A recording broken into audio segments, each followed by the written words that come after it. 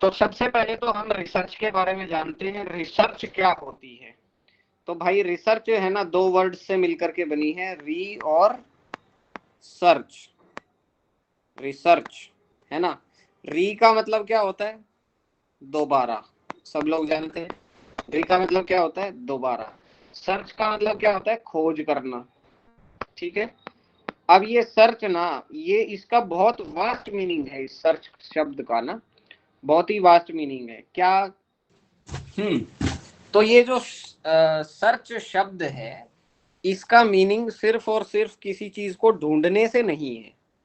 Search का मतलब यहाँ पर है किसी चीज को अगर आप पहले से जानते हो तो उसमें एक नया एंगल लेके आना, वो भी यहाँ पर सर्च का काम कर रहा है।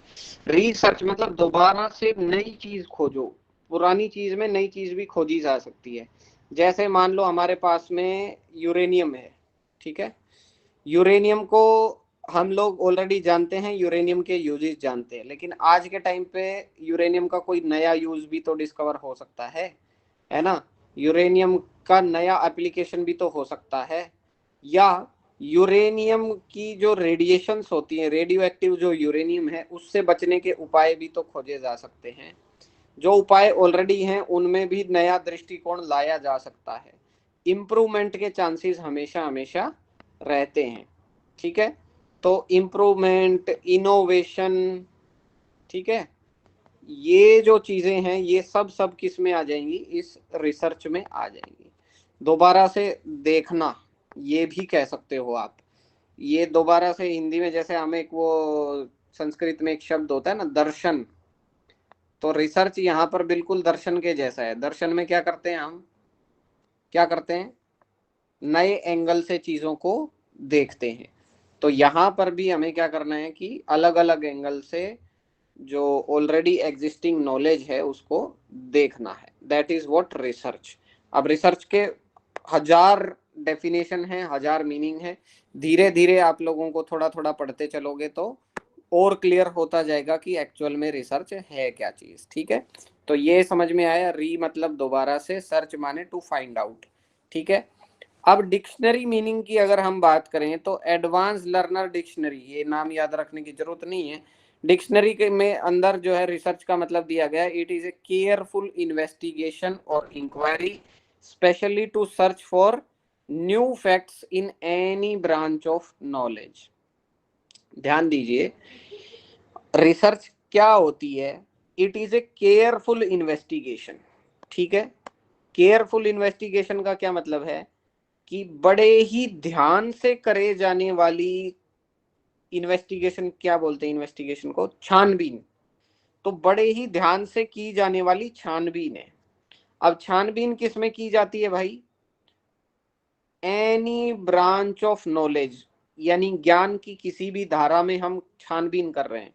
ज्ञान की धारा कौन सी हो सकती है, हो सकता है भाई साइंस, हो सकता है भाई सोशल साइंस, है ना, हो सकता है कोई भी सब्जेक्ट ले लो, एंथ्रोपोलॉजी, है ना, biology, physics, chemistry, geography, history, कोई भी सब्जेक्ट, किसी भी बॉडी ऑफ नॉलेज, चाहे फिलोसफी ही क्यों ना हो।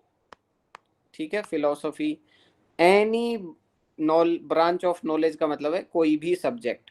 तो किसी भी सब्जेक्ट के अंदर केयरफुल इन्वेस्टिगेशन करना, किस लिए करना इन्वेस्टिगेशन, क्यों करनी है, to search for new facts, नए तथ्यों की जानकारी के लिए।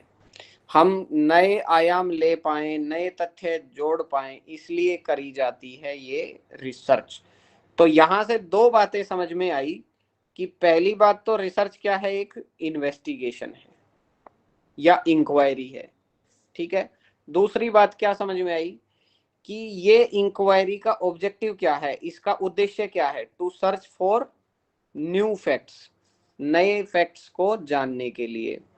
और ये करी कहाँ जाती है, किसी भी ब्रांच ऑफ नॉलेज में, किसी भी सब्जेक्ट में हम ये रिसर्च कर सकते हैं। ठीक है। तो एक्चुअल में समझ में आया रिसर्च क्या है भाई, ये एक इन्वेस्टिगेशन है, केयरफुल इन्वेस्टिगेशन है, और किसी भी सब्जेक्ट में करी जा सकती है। और इसे क्यों करते हैं, नए फैक्ट्स को जानने के लिए, नई जानकारी ऐड करने के लिए। ठीक है, अब क्वेश्चन कैसे पूछेगा, आपको रिसर्च बोल देगा और रिसर्च के ऑब्जेक्टिव पूछ लेगा, 4-5 देगा, उनमें से आपको कौन से वाला टिक करना है, to search for new facts, नई जानकारी ऐड करती है। या फीचर्स दे देगा तो फीचर्स में से एक फीचर ये भी है रिसर्च की, क्या कि ये नई जानकारी हमारे सामने लेकर के आता है, न्यू फैक्ट लेकर के आता है। ठीक है, अब यहां से आती है याद रखने वाली बात, क्रेसवेल के अनुसार। अगर आपको एग्जाम में दे दे क्रेसवेल के अनुसार बताओ, तो रिसर्च की ये डेफिनेशन आपने देनी है।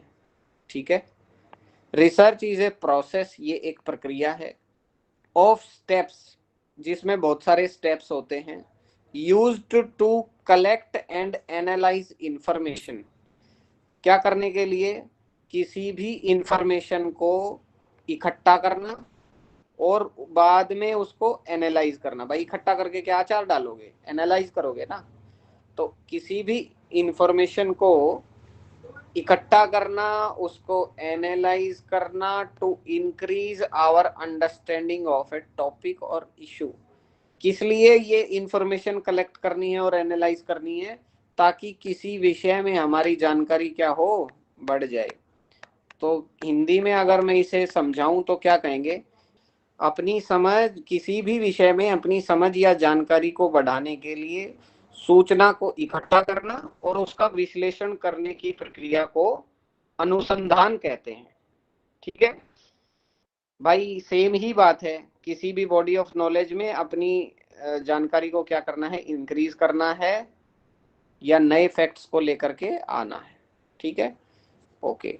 तो नए फैक्ट्स की अगर बात करें तो ये डिक्शनरी मीनिंग आ जाएगा। अगर क्रेसवेल के अनुसार पूछ ले तो आपको किस चीज पे ज्यादा ध्यान देना है, collect and analyse information to increase our understanding of a topic. To increase understanding of a topic, इतना याद रखना, और कलेक्ट एंड एनालाइज इंफॉर्मेशन ये भी याद रखना। तो यहाँ पर आपको याद रखने के लिए वर्ड्स, कीवर्ड्स को ढूंढना है। तो जब भी क्रेसवेल की बात आ जाए तो कलेक्ट, एनालाइज और इंक्रीज अंडरस्टैंडिंग, ये 3 शब्द याद रखना। क्या, कलेक्ट, एनालाइज और तीसरा इंक्रीज अंडरस्टैंडिंग। ये 3 शब्द अगर किसी स्टेटमेंट में मिल जाएं तो समझ लेना ये क्रेसवेल के अनुसार रिसर्च की डेफिनेशन है। ठीक है, ओके। क्वेश्चन में मिल जाए, नीचे पूछ ले कि बताओ किसने बताई ये डेफिनेशन, तो क्रेसवेल टिक कर देना। ठीक है, इंपॉर्टेंट है, फैक्चुअल क्वेश्चन है, याद रखना।